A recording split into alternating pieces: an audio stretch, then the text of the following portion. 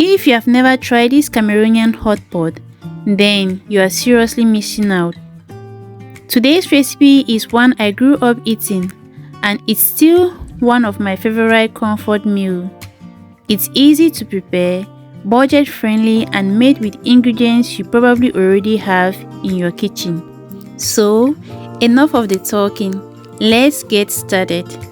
For this recipe, I'm going to be using Irish potatoes, which is the main ingredient, some nicely chopped tomatoes,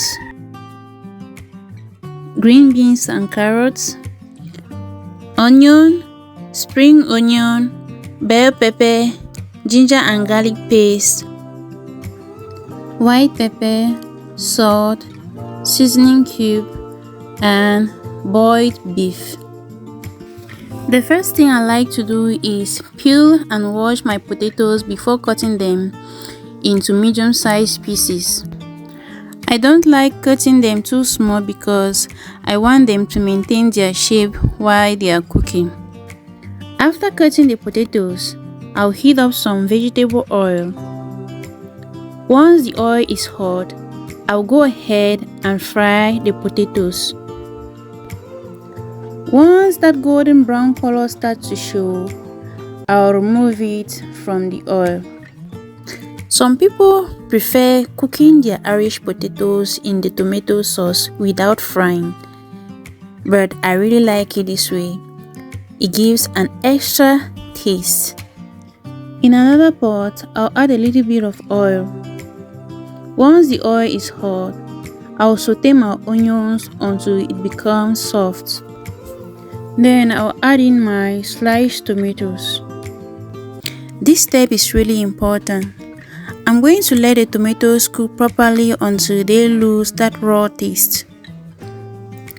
Don't rush this step because this is where much of the flavor comes from.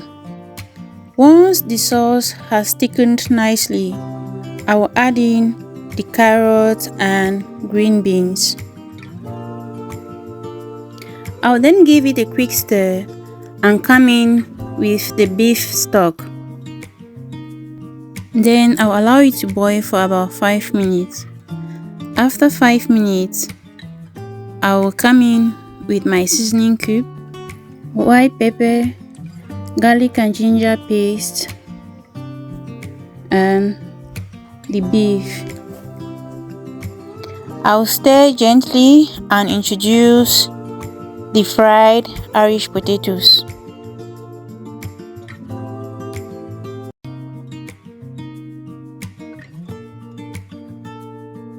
I'll mix them into the sauce gently so every piece is nicely coated with the sauce.